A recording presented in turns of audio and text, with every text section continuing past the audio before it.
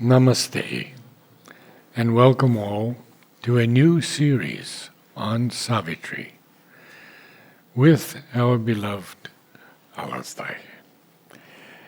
I came upon this series because of a line in Savitri that has always touched me very deeply. Forever love, O beautiful slave of God. If we could all be even servants of God, we'd have a big step forward. But he asks Savitri to be forever love, O beautiful slave of God. So I thought, since we had already one series on the message in Savitri, now we will do love in Savitri. And we begin very, very early on page 7 with the line, "Her passion flower of love and doom she gave." And before we get into this, I'd like to tell the story of Sri Aurobindo to Amal, when he says, "It's not passive flower, it's passion flower." And we know the passion flower is a very, very powerful symbol in the West and in India. In the West, it's the symbol of Christ. And the tendrils are the whips that whipped Christ, the center, all the petals on the outside of the flower are I'm speaking of the wrong symbol now. So let's go to passion flower of love and doom she gave. The passion flower was named by Mother Silence, but she also named other passion flowers, such as the red one and a small little white one, integral love for the divine.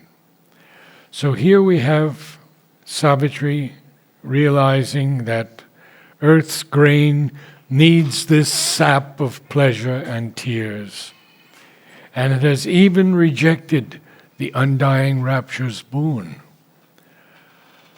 So what is offered to this daughter of infinity? So the symbol here is, of course, a reference to Christ, because later on also it follows that. Yes. So it refers to the crucifixion. That's what the passion flower symbolizes, Yes. in the Western context. And I think that's where it fits perfectly. And it is referring to the sacrifice of Christ, who symbolized, or rather representative of divine love. And earth rejected that love. And what it gave instead is doom, crucifixion, death. So essentially it refers to the every time the divine comes, he brings the possibility of an undying rapture. He doesn't want us to suffer. He doesn't want us, this idea that he wants us to suffer and go through suffering and pain. This is not true. At one place, Mother says, "My child, you must know that God does not want you to go through suffering. He wants you to be happy. He is not playing the spoil sport." But yet it comes. Why it comes? Because human nature is not ready. It rejects that possibility of ideal love and flawless happiness. Another line from Savitri. Yes. So it rejects it. It rather chooses and prefers to go through the path which is a path of resistance to the divine. And the hammer Yes, has to hence the hammer comes. chisel If it could him. just open like this, it would blossom beautifully, just like any other, flower which blooms under the sun. But instead, there is a rejection of that state, and human beings, we prefer to go, the way of the resistance. At one place, Mother says, it's there in the agenda, very interestingly. She says, you see, the moment human beings got this sense of free will. Now, we are not debating whether there is a free will in reality or not, but there is a sense of free will, and that is important. So this sense of free will was given. This sense is important because it's like whether earth is round or flat, but the sense is that we are walking on a flat earth. So it is something like this. So this sense of free will, she says, human beings used it to side with the asuric elements. And hence earth has to go through this constant process of hammering, kneading, this turbulence, this troublesome thing. But it's not necessary. So here comes this passage, and just a few lines above. What Savitri has got for earth, and what is the response of earth. So, it starts. She has got for earth is the calm delight that weds one soul to all, the key to the flaming doors of ecstasy. We often nowadays talk about unity, but what could be the basis of unity is this spiritual evolution. There can be no other basis. You try to do it with ideological beliefs, you try to do it with religion, it won't work out. With philosophies. With philosophies. Humanity has tried this for millenniums. The only hope is a spiritual evolution. So she has got that. Even that she has got and given to earth and man. But now comes this aspect, earth's grain that needs the sap of pleasure and tears. It's at one place I was deeply touched. She says, we should have a story which is happy from the beginning to the end. We should teach children to imagine like that. But instead, story seems incomplete if it's all about joy and beauty and love, and we don't feel it complete. It's like as if without that struggle, that effort, that fight, it seems incomplete. Needs some chilies. Yeah. And many more things. See, it's too boring to have. This is how human consciousness reacts. So it returns. So what it rejects is rejected the undying rapturous boon. Yeah. Offered to the daughter of infinity. There are several places Sri Aurobindo refers to Savitri with such wonderful names. Yes. So, daughter of infinity. Now, she is the daughter of the sun. So, infinity is literally, that's how she is known in the Vedas as Aditi. Aditi, which means the undivided consciousness, which is only possible with infinity. So she is the infinite consciousness that has taken a human form. So she becomes the daughter of infinity. And what earth gives instead? A passion flower of love and dome she gave. That's what is the symbol of crucifixion of Christ, where you can see love and doom together. And it's really, at one level, it is so majestic, at another level, majestic if you look at it from the point of view of Christ. How the divine majestically accepts even that crown of thorns. The movie Passion of Christ was, of course, based on this. But on the other side, if you look at it from human consciousness point of view, I have till date, several times I have contemplated this. And I just can't understand how could anyone treat, leave aside a divine master, has come like that. Anyone in this way. But these are the facts. You see this happening. Crucifixion of Christ. You see this happening, in India. The Sikh gurus went through so many of the avatars were killed. So many avatars, such tortures, such pains. Yes. So this is the reference.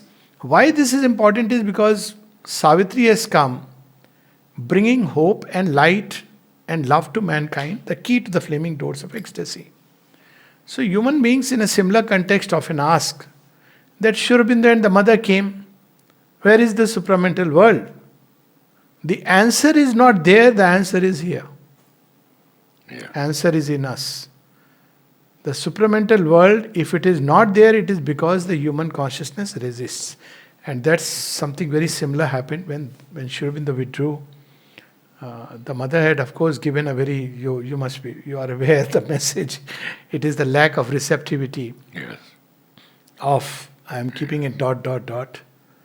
And then she modified it slightly. Lack of receptivity of earth and men.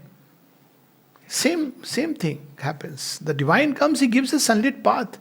When I look at the way ashram life has been organized, when mother organized it, what a wonderful, I just wonder that, from morning till evening, whenever I've heard, it's such a joy. Morning you go, you run, you have the lovely balcony darshan. Then, there is vegetables. It seemed that there is so much joy. People are all the time, they're working with joy. Then they have to go, they have to meet the mother, and then, that element of joy simply because, they are living with the divine. Then evening they are all going, wearing knickers, going to playground, sports ground, forgetting everything. What a life this is. This is what the divine wants to us to have. And even then, Sri Aurobindo was told, you don't have to do anything, you're the divine, you don't have to suffer. Yeah, that is the resistance. At one place she speaks about Krishna. She says, you see, Krishna came. It's in the same context. She speaks about Christ and Krishna. Mm-hmm. Then she says, Krishna came to teach us to how to live normally with freedom and delight. Live normally. You don't have to do anything abnormal outwardly, I mean. You don't have to stand on one leg and, keep a big choti or wear a, this color cloth and nothing. You live normally. You are living in the world, but you belong to the divine. Yes.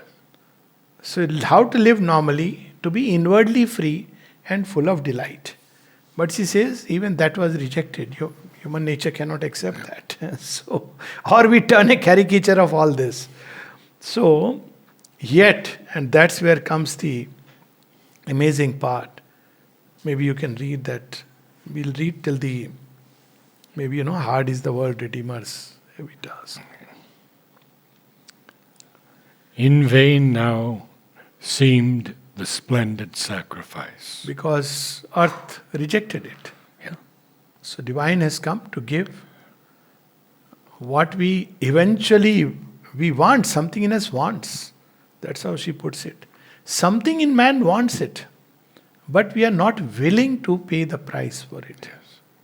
That is the whole problem. Something in us wants, but we are not willing to pay the price.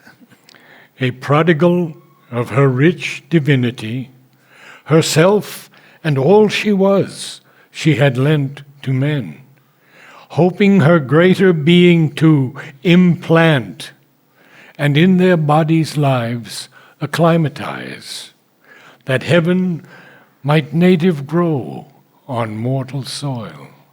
This is so touching. Mother would stand and give darshan.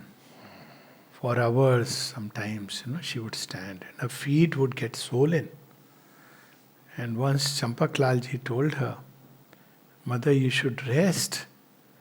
And she said, but I have come for this. Without calculation, without demand, without anything, it's so difficult to have darshan of saints. Sometimes you have to pay a special money even to come in their company. Here all that one needed was to send the name. And then yes, they would be given a time and she would meet them.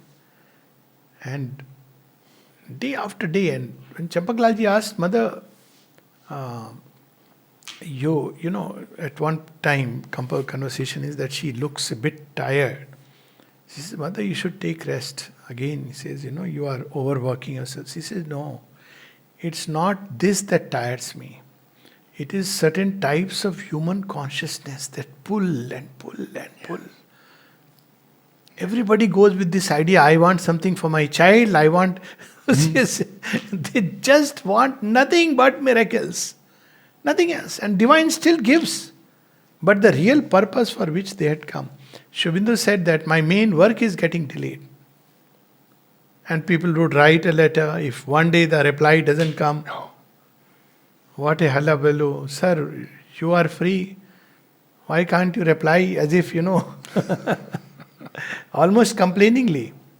So this is the whole reference that she gave everything. And the purpose was that human body, look at it, inner being to be acclimatized to the touch of God, it's so easy. The soul knows it. but the body doesn't know it. So when people come to the ashram, I mean, you came long back, so may have forgotten.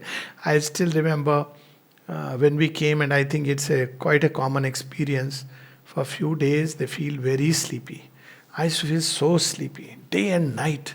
I used to wonder what has gone wrong with me, Morning, my life was ashram, come back, sleep. Go to dining room, come back, sleep. Yes. Abnormally sleepy. And then I came to know later on that it's because of the pressure of the divine consciousness, the body, the mind, nothing is able to adapt. It was literally like almost going into a trance without realizing. Because trance, you're supposed to sit in meditation, go within, and then experience it. But it was like I was moving in a living trance without realizing. So the body is not used to it. Our bodily life, look at the word. Bodies' lives. There are other lives, of course. But bodies' lives, we have to acclimatize. And that's why when people begin to live here, and even they come for a short while, when they go, they start feeling the difference of atmospheres. Yes. Because we get so acclimatized. And you travel out. And that's an interesting line, because that line was not in Savitri until this latest edition. And they found it in one of Sri Aurobindo's many, many revisions. And in their bodies' lives, acclimatize. So Mother wanted to acclimatize. Yes. Still it is the same thing. Yes. So we go, you get slowly acclimatized, and then when you have to go out, you start missing. I'll share an experience when I went to US for the first time. So I was asked, I'd gone to San Francisco, and I was asked by someone, a nice, kind, very nice, kind Indian host, asked me that, look, how are you feeling? So it was already 5 days. I said, honest answer, yes. I said, I'm missing India very much. So the host thought I'm missing the Indian food and took me to an Udupi restaurant. But honestly, I was actually experiencing as if I am boxed in. That was a constant feeling. Now I am used to it. It's a different thing altogether. But when I was flying back, suddenly when the plane entered just the atmosphere of India, as Mother recounts, so I was in the flight, suddenly I opened and I felt literally on computer screen, if you open many windows, my experience was suddenly many windows have opened up. And I felt, I can breathe. Strange experience. It was so concrete, so vivid, so living, so real. And landing in Chennai was the sweetest thing ever in my life. I landed up, it's dust and heat and everything. And the immigration person asked me, sir, so you came back so early. I said, he saw I am so happy. He said, so you look, he asked me, he said, you look so happy, I hope you had a good trip. I said, I'm so happy returning back to India. I remember when I first came to India, I landed in Chennai. And the experience that Mother had previously given me was so powerful that I prostrated myself on the soil of the airport. This was the feeling I had. I wish I could just, touch this soil. Yes. Absolutely. And it's because of her touch, that the fact that I was coming to Pondicherry to, that feeling that you have landed in Chennai, now you are just one leg away. Yeah. That's why till date, whenever, someone writes coming to Pondicherry, I have this impression, yes, you're coming home. So it's that kind of different level of ease and comfort. Yes. It's not about anything external, but something within. So that's what she does, acclimatize us so that heaven can grow in that atmosphere. Yes. Yes. Shall we move on? Yeah. You want to go to another page? The next page is The Universal Mother's Love Was Hers, page 8. There's a lot to say here, Yes. to share here.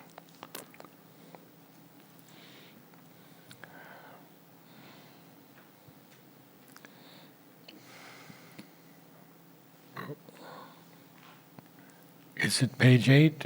Yes, it's page 8, toward the end. Last 5-6 lines.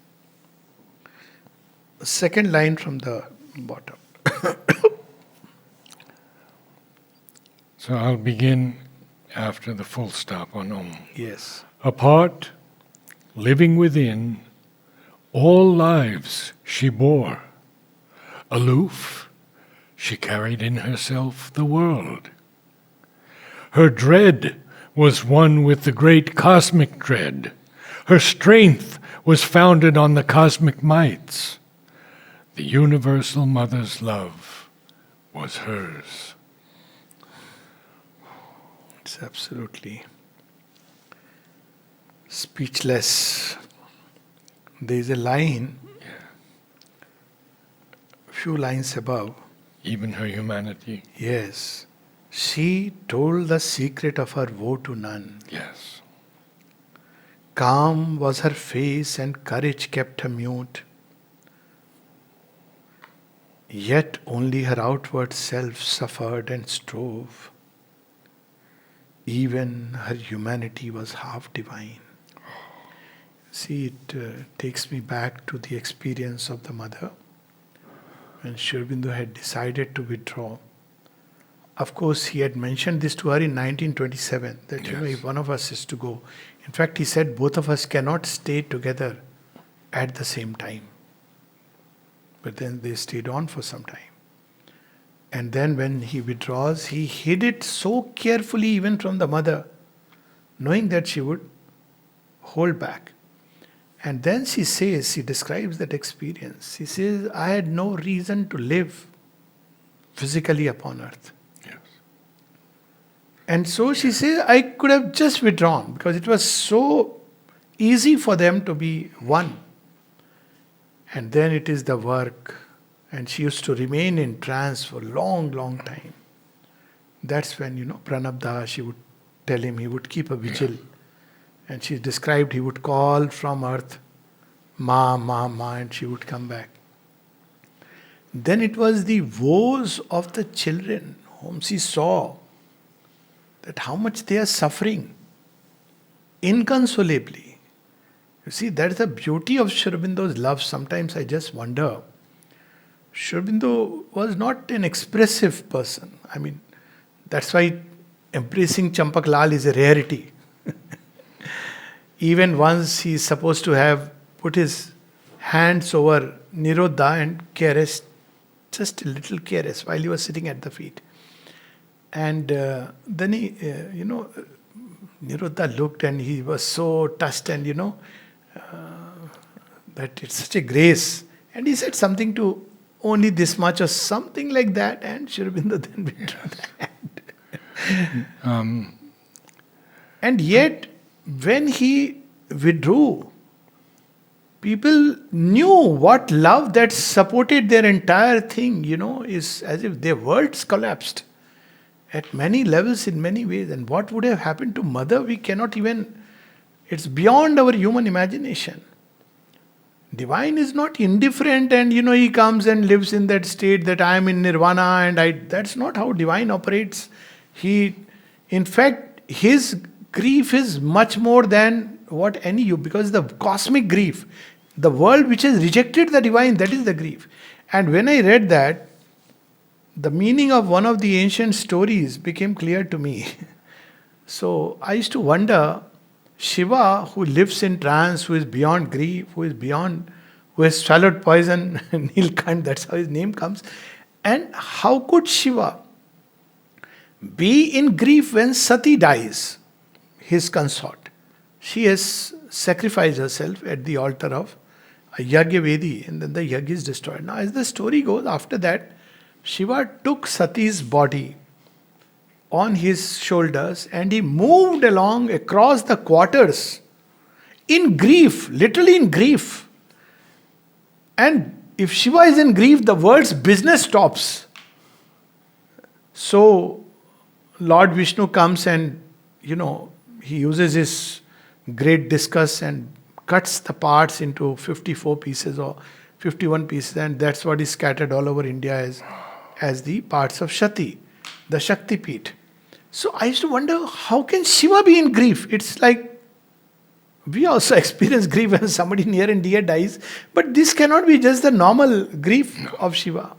And then when I read this whole episode of Sri Aurobindo's physical withdrawal, then I understood that this is a cosmic grief. The world rejected. Sati is none else but the Divine Mother who had come to install the living image of Shiva in the hearts of humanity, and it was rejected. So she sacrificed herself. So basically, when the world rejects the divine, that is the pain and sorrow of the mother. And yet, and that's where her love comes in, she did not show it to anyone. It's only one place when she wrote that it is the lack of receptivity, and then to the disciple goes and requests mother, then she changed it. But some of her messages that time are very, very strong. Yes. One of them is, you must not be bewildered by appearance. And then she says, to grieve is an insult to Sri Aurobindo, who is active and alive here. Her grief was not that, Sri Aurobindo is not there like a physical person. In fact, she later on says something very interesting. I have an intimacy with Sri Aurobindo, which I didn't have when he was in the physical body. And she says, he poured himself into me. Into her. She says the intimacy is because when they were physically together, they actually had no time to be physically together. During those 30 years, only once they had a meal together. That too, mother said, I suppose I can also, she takes a bread, Champak Lalji records. In 30 years, 1920 to 1950, only one meal they had together. She said, but now, anytime, he's freely accessible. So it was not that Sri Aurobindo is gone like a human being. No, it was the cosmic grief. So we have this mention here of the cosmic dread. What is the cosmic dread? That the world is not ready to accept the divine. Yes. And yet the divine wants to change it. And that is where the challenge lies. And the question always is asked, why did they come now when the world is in such terror and war and evil? Only the divine knows that. Divine come precisely because the world is in such Exactly. state. Had they not come now, it would have been by now we all would have been in a let's start after Pralaya, a new creation. Yeah. That's why they came. That in all Indian thought, it is Krishna's coming. You see Kansa, Ravana. So just when the divine is coming, these forces are in that greatest, upheaval. So we have this line, apart, living within, all life she bore. This that episode of Sri Aurobindo's physical withdrawal, it must be something similar when, I suppose when the divine departs, things like this. So here we have a direct account that is there in Narayan Prasad book, Life in Sri Aurobindo Ashram, that how people were feeling. They are feeling that intense pain and loss. And then he says that on the 12th day, the mother came down and she gave darshan, scattering a smile, and everything was gone. Yeah. Because it was no time for her to even, live with that world's rejection and unprepared. She took it to herself that now the world has to be prepared. So we see instead of that, from 51, you have the classes. It's very interesting. Otherwise, 29 to 31. After that, no classes the mother took.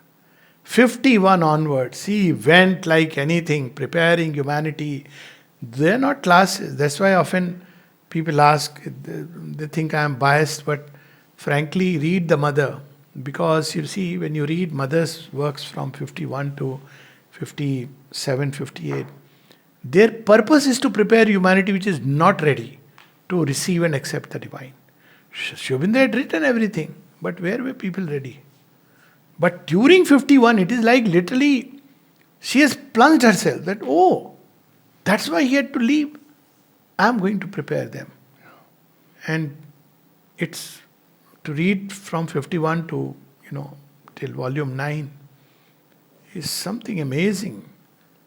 Really, it changes you inside. Then you understand what the yoga is, how to prepare yourself. So she didn't speak about what she's experiencing. Her dread was one with the great cosmic dread. Cosmic dread is that the earth is held by the Asura in the hollow of his hands. We don't realize it because we think life is good, wonderful. We are living on jet age, we can go through satellites, internet. But the Asura is taking a good laugh, waiting to crush it. The divine sees it. He knows that behind the glitter of the Lanka made of gold, there is the laughter of the Asura. And he has to change it. So many stories of mother. Her strength was founded on the cosmic mights. All the gods have come with her. The universal mother's love was hers. Want to read a few more lines from this? Yes. Yeah. Beautiful.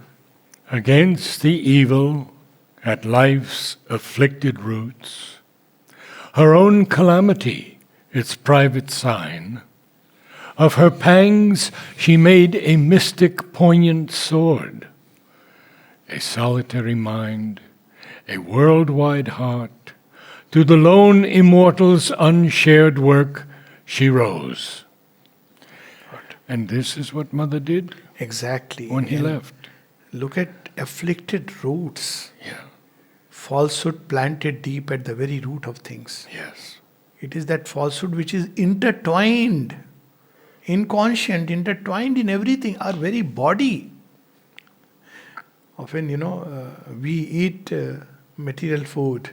Food draws its energy from the soil, literally soil, plants. And then animals one step further. And human beings still further. If you look at the root chain, food chain, it is the entire inconscient and the lower vital elements that human beings eat. And with that they draw energy. So whether we like it or not, inconscient enters and occupies all the spaces. We are not even conscious. That's why one of the signs people often say is that we are least conscious about our bodies even though we think we are the body. Least conscious. We become conscious only after illness, and that too in the wrong way. We are conscious only of that little part.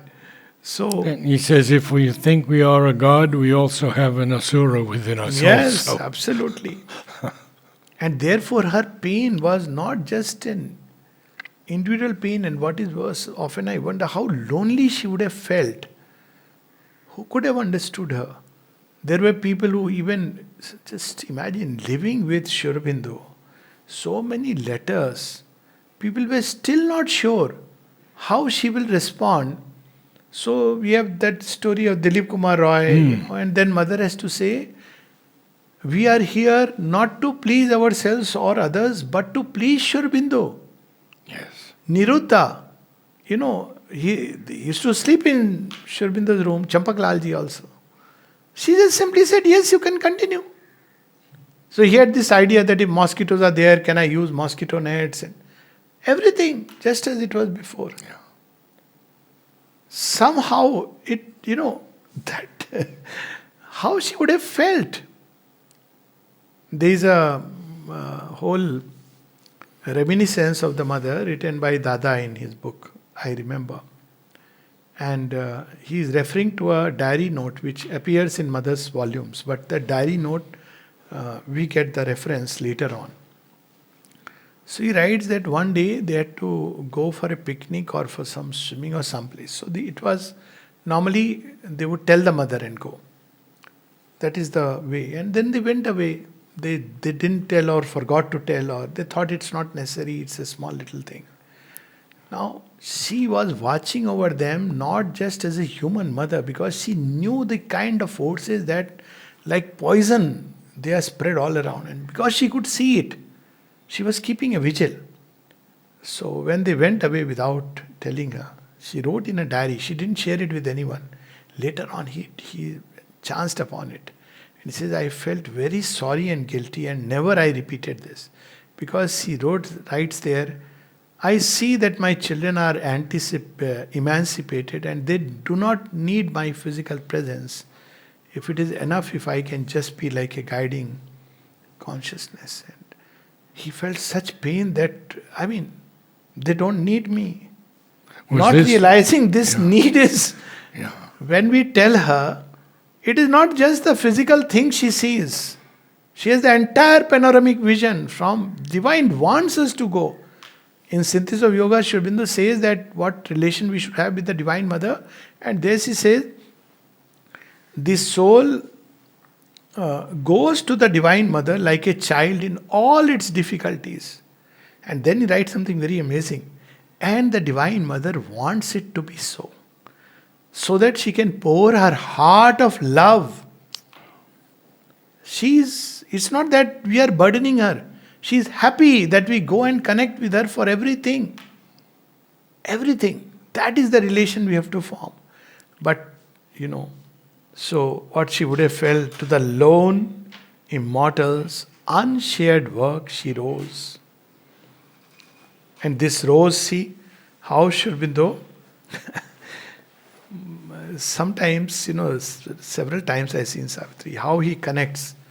So this is about the inner rising to an occasion. Mm-hmm.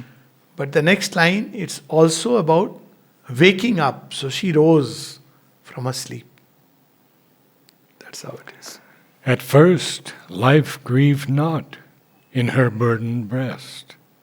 On the lap of earth's original somnolence, inert, released into forgetfulness, prone it reposed, unconscious on mind's verge, obtuse and tranquil like the stone and star. So this is where he's describing when she is now waking up from the sleep on that particular day. Yes. And she had lived with this grief and pain of Satyavan's departure, arming herself, preparing herself for that day. But no one knows her dread. Even her in-laws don't know. Parents are aware because Narad's prophecy was, in the palace. But she has not told her parents, not told her husband that this is going to happen and I am doing this tapasya for this purpose. It is so remarkable and, so inspiring that even as a human being, that's why in the previous passage we see even her humanity was half divine.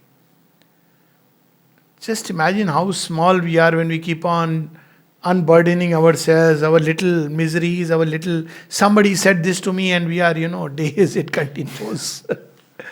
She is carrying in herself this sorrow. And she doesn't tell anyone. Even on that morning she will not tell his parents.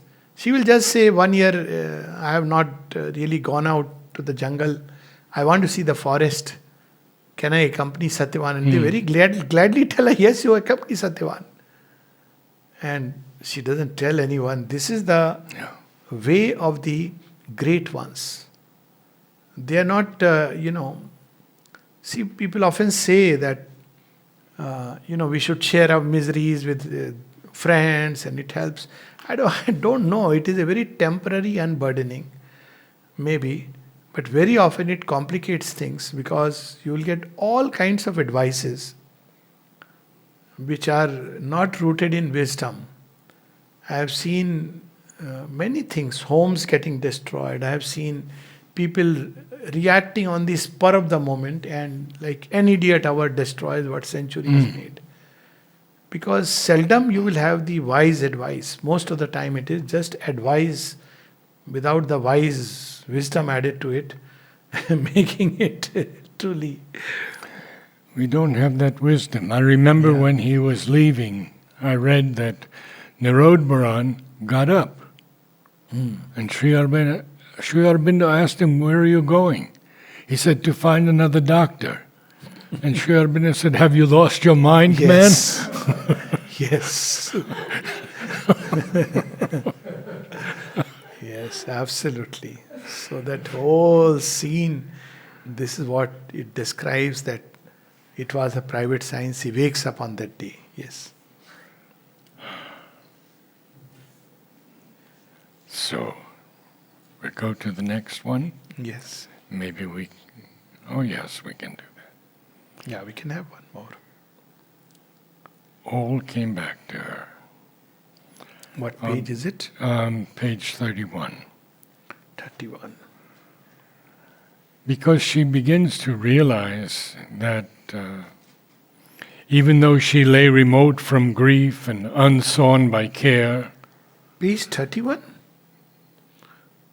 No, Okay. page is 9. Sorry, looking at the other one. 31 won't be her.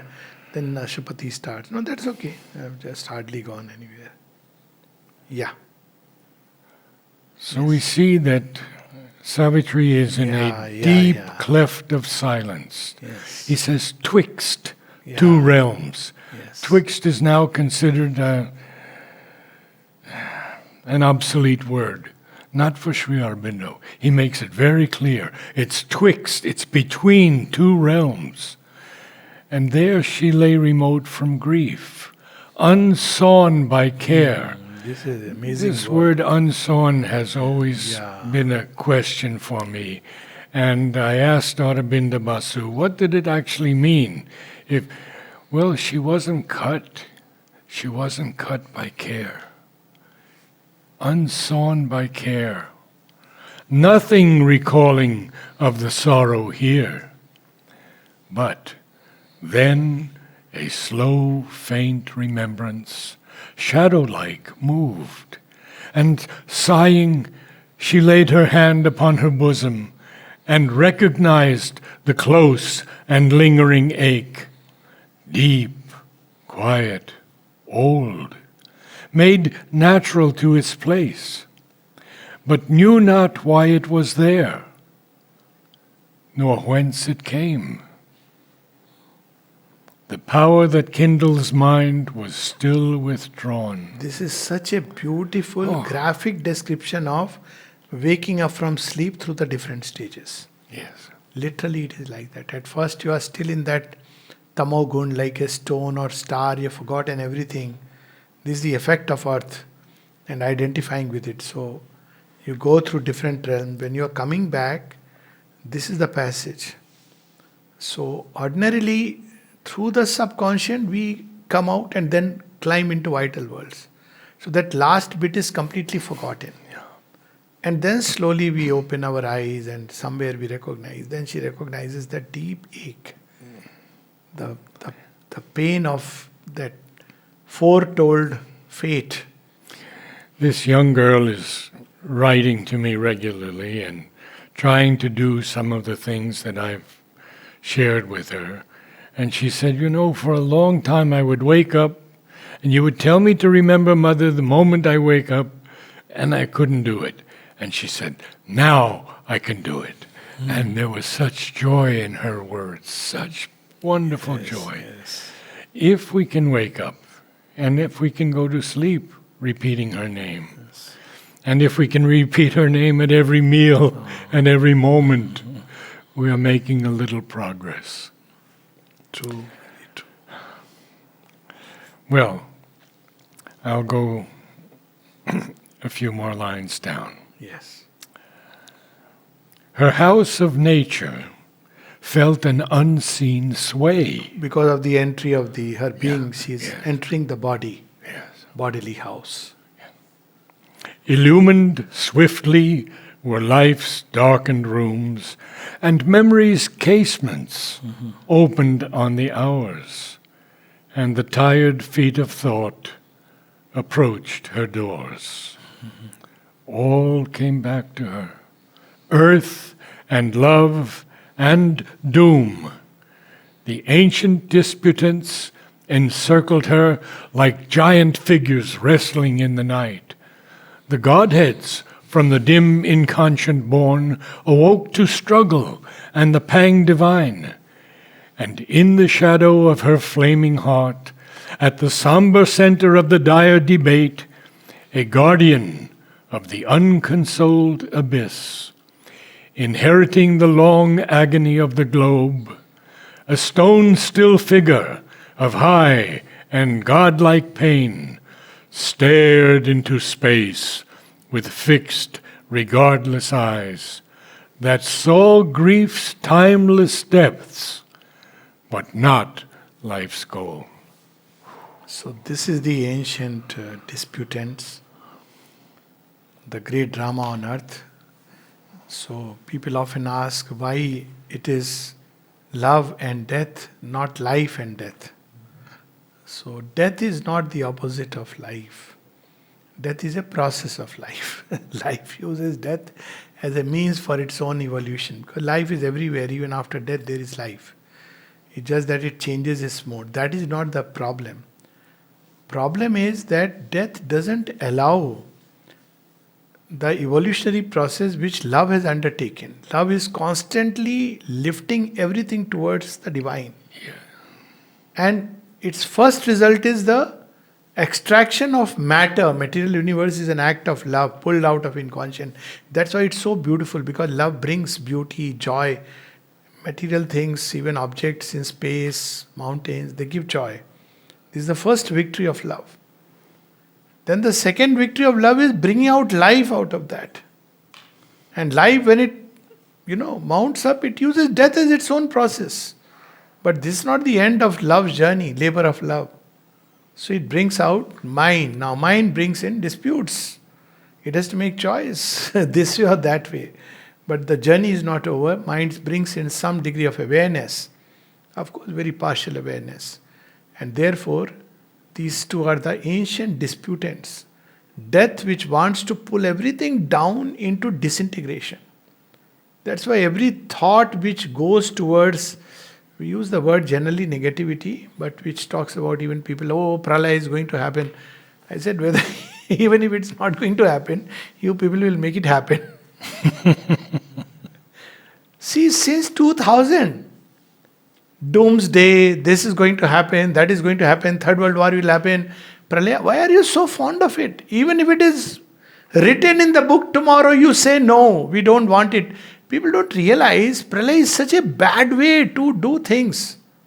And some are saying in 12 days the world will disappear, it will be gone. I mean, people have no clue what they are speaking. When, just imagine a whole world you have destroyed. Undoubtedly, the divine plan will be fulfilled.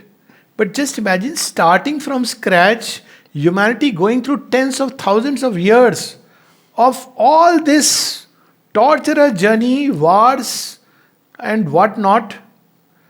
And then, instead of 1 lakh years, maybe we'll evolve in 10,000 years to this point because of the experience. But even that 10,000 years is quite a loss. That's why the mother says, I don't want pralaya this time. We should never put ourselves on the side of death by harboring thoughts of Third World War and pralaya and destruction and doomsday, as if that is the only way. There are people who say, no, much has to be destroyed. Leave it to the divine. Yes, true, much has to be destroyed, will be probably destroyed or kept. But we must side with love, which is pulling everything out of the abyss. So, but what is marvelous is who will decide at the somber center of the debate? Inconscient. He doesn't feel love. That is the place where the victory has to be won. In the house of the devil. That's how in Love and Death we see that Ruru has to go down into the seat of death and there plead his case. But it's very interesting. I think last 2 days this was going on also in my head. That when death says, in fact God of love tells him that, look here, you can go and plead your case, but death doesn't care about your tears. This passage reminds us of that. It doesn't bother. You may cry for your heart out. It's an inconsolable abyss. You are simply making that fellow fat and fat. He inherits that agony. He will cry with you. He'll say, yes, I have become stunned by this misery. So what can I do? But what it responds to is sacrifice. Sacrifice is the highest expression of love. So ultimately death asks Ruru, what are you willing to give? Forget about your tears. It doesn't interest me. And then he gives half his life. And then it says, okay. So this aspect is brought out here also. We see this few lines below. the ancient disputants and the inconscient. He is the guardian of the unconsoled abyss. He doesn't allow it to be consoled. It doesn't know divine love. It only knows pain, misery. It is the inheritor of agony, meaning thereby all the pain. Every time we complain, every time we feel the sorrow, somewhere we are feeding it. I'll read till the end because it's that's where this so powerful. Yeah. Afflicted by his harsh divinity, He too is divine, but divine wearing the mask of terror and death. bound to his throne, he waited unappeased the daily oblation of her unwept tears. All the fierce question of man's hours relived. The sacrifice of suffering and desire earth offers to the immortal ecstasy began again beneath the eternal hands. So this is the sacrifice, the Divine Mother, paying our debt Yes. on our behalf. She accepts that suffering, both of them. They accepted their suffering. Mother didn't speak about it, but actually, if you see, no less toward the end, the kind of pain she went through, and all levels, single handedly. And all that pain she took upon herself, because that sacrifice is the only thing that the fellow understands, nothing else. The first act of love, plunging into inconscient, is sacrifice. I stood beneath her window and listened to those screams, Yes. and Yeah. yeah. I'm aware of someone was saying it used to rend their hearts. And she would say, "Make me walk." Yes. She would not, like a lioness, refusing to give up. And then those screams. The body was just not ready to take that intense pressure of the supramental forces. And yet she would take it because my children, I must do it for them.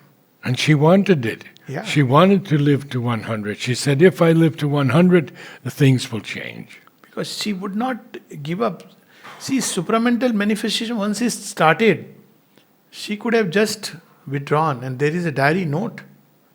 But then she continued only because it would still mean 1,000 years of human journey, which would still be not an easy journey. Because with the coming of Supramind, there will be even more upsetting of our usual everyday life.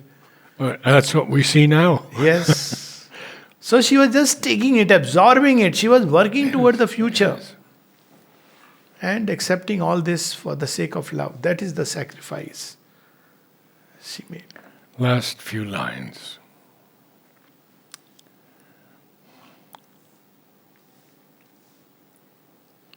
I'll begin again. All the fierce question of man's hours relived. The sacrifice of suffering and desire earth offers to the immortal ecstasy began again beneath the eternal hand. Awake, she endured the moment's serried march and looked on this green, smiling, dangerous world and heard the ignorant cry of living things. Amid the trivial sounds, the unchanging scene, her soul arose, confronting time and fate. So you see this double waking up. She rose. Yes. And then there is a description of her physical waking up. And then her soul arose, confronting time. Yes.